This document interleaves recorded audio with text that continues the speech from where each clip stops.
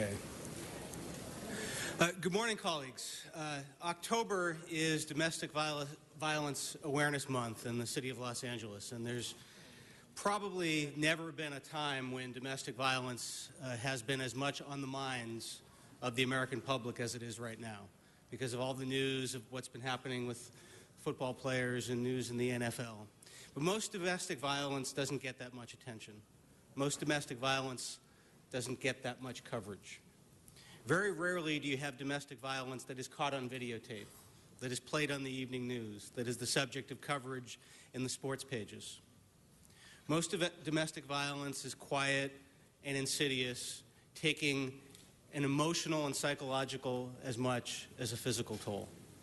Imagine how horrible it is for a woman to go home and have the place in the world that she is most afraid of be her home, the place where she's supposed to find the most comfort. Imagine being a young child, and when daddy comes home from work, you don't run to the door to give a hug and a kiss. You cower in your room. Domestic violence is pervasive, and there's too much of it. In 1994, the City Council, Mark Ridley Thomas, and Marvin Browdy and Rita Walters formed the city's Domestic Violence Task Force to coordinate domestic violence policy and program development among the city departments and other public and private partners. Around the same time, Dr. Marjorie Browdy, the wife of Councilman Marvin Browdy and herself a mental health specialist, initiated a landmark conference on domestic violence that was attended by more than 450 police officers and social workers, by judges and by doctors and by victims advocates. She called for greater coordination with all these programs, nonprofits, and the justice system, and she became the first chair of the task force, which is 20 years old. Since then, so much has happened. We've all appointed members to a task force. Our city agencies have worked together. Our LAPD and our city attorney have worked together. We have standing here 49 members of the LAPD who are part of their volunteer unit, a domestic abuse response team.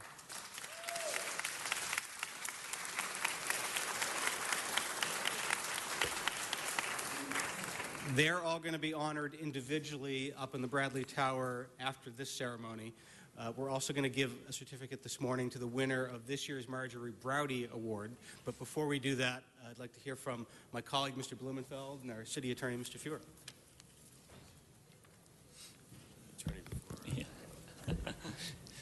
Thanks very much, Mr. Bonin. As we said in the City Hall Rotunda at an earlier ceremony today, this issue of combating domestic violence is an issue that in too many households is suppressed, in too many neighborhoods not talked about enough. We in public service have an opportunity to raise the visibility of the issue, but we need to do more. And one of the challenges of this day, which is a call to action, is the question that each of us needs to contend with. What are we personally going to do in our private lives, in our public lives, to deter, combat, effectively grapple with domestic violence? In the city attorney's office, there are 3 key elements in our strategy. But that begins with the recognition that we have more than 200 cases a week that we evaluate, more than 11,000 a year regarding domestic violence. And as Chief Beck indicated at a press conference he and I held a couple weeks ago and again this morning, that number can be escalating now because he notes about an 18% increase in domestic violence incidents here in Los Angeles this year alone. In addition to prosecuting cases, both involving spousal abuse and the endangerment of our kids, our office can do more. First, we are riveted on assuring that no domestic violence perpetrator has a weapon, and we have worked with our police department and justice system to develop protocol to assure just that. Second, there is a deep and wide recognition emerging now that gang violence and domestic violence are deeply tied together. Eve Sheedy, who chairs the task force on that connection in our office and is providing tremendous leadership on that, has started to work, and we've created a symposium we held recently, among others, with gang intervention strategists, talking about how we can make their work more effective while we identify the connection between domestic abuse and gang activity. Third, Many of us have discussed the impact of domestic violence on spouses when it comes to kids who grow up in neighborhoods pervaded with violence or households pervaded with violence do not have their brains develop the way they were biologically intended to do. Their destiny is forever altered by this violence. And our office and others and you and our city to work together to assure that kids exposed to violence are not traumatized forever. That we as adults don't consign them never to fulfill their destiny because we have failed to organize their neighborhoods and failed to intervene in their households properly. These are the steps we can take together. There's so much more. Thanks very much.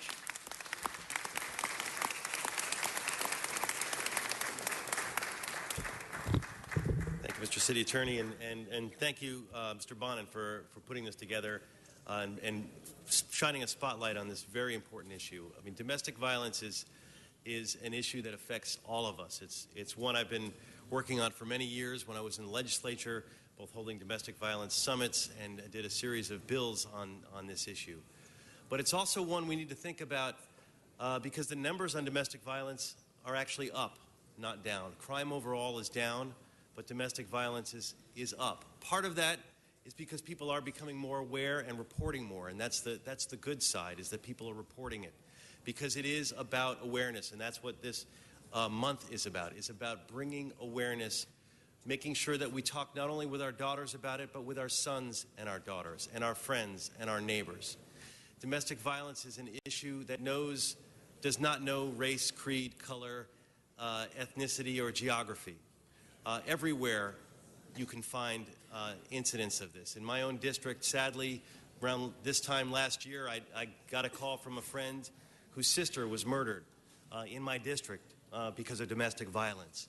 It's something that is very real and can lead to catastrophic consequences, and has also, as has been noted prior, that it impacts everybody around it. Those kids grow up to be either abusers themselves or abused themselves or in our criminal justice system because they've been surrounded by it. So we can do more.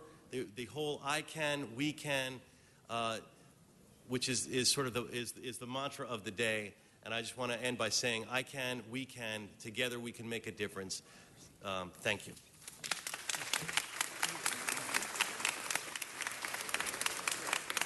And we'd also like to ask Eve Sheedy, who's the chair of the Domestic Violence Task Force, to say a few words. Oh, thank you.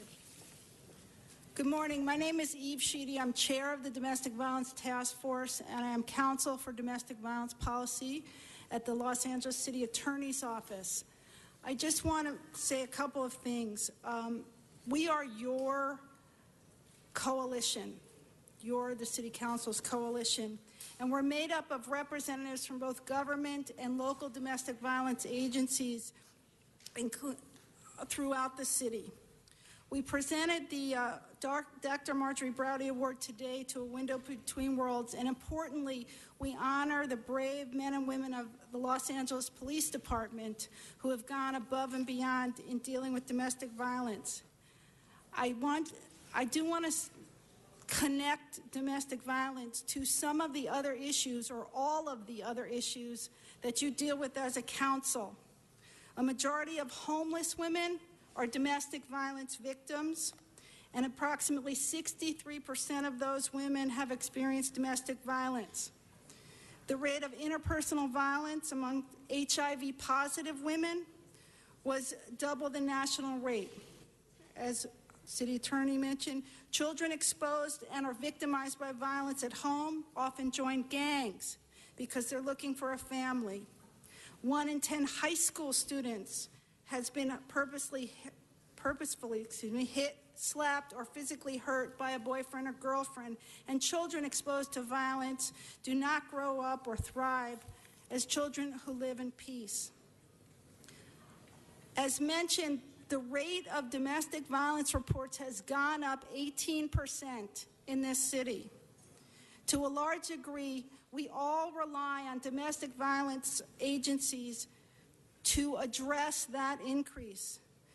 But we expect them to do that without resources and without providing them the concurrent financial support that they need to do their work.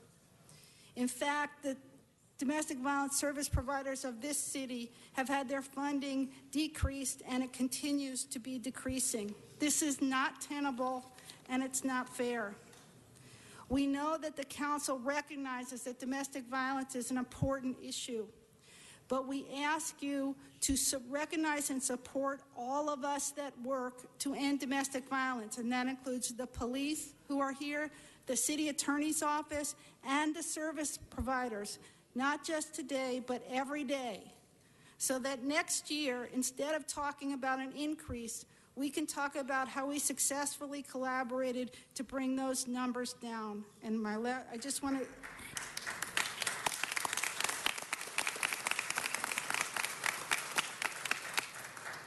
I do want to say a special thanks to our liaison, Councilman Mike Bonin, and also to Council Members Blumenfield, Labange, Parks, and Buscaino, who have supported our event. Thank you very much.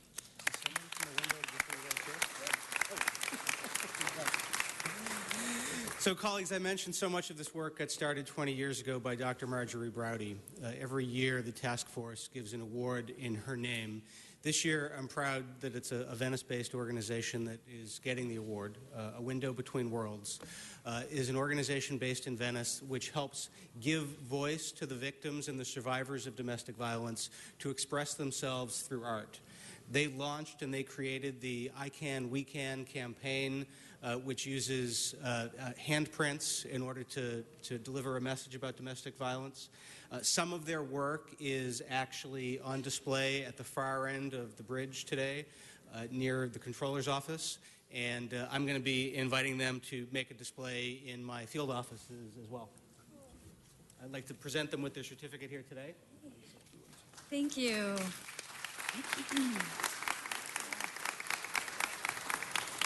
I'm Kathy Salser. I'm founder and executive director of Window Between Worlds, and it's a tremendous honor to be before you.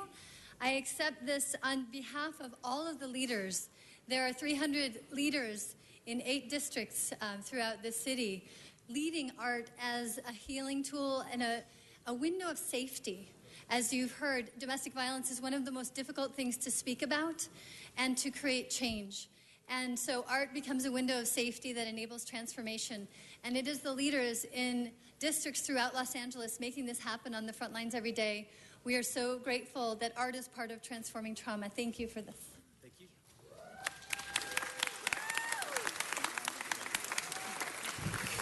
So, colleagues, there's a reception in the Bradley Tower that the task force will be having starting at 11, and they will also be at that time honoring each of these heroic officers individually. Thank you. Mr. Labange. Thank you and everyone there and this continued success. I just want to mention that one of the most successful bumper stickers we had was "There's no excuse for domestic abuse," and it was on every city car. And Mr. Bonin, I'll second your motion for that. And I want to thank all the police officers, and they're going to go up to the tower because you have the greatest badge of any law enforcement agency in the world, and that's the top of this grand city hall built in 1928. And the police department used to be all in this building at one time, years ago, but that's another story. Continue on. Every day's a blessing, and just think of all the people that you're helping now because of the awareness that this continually brings. Thank you.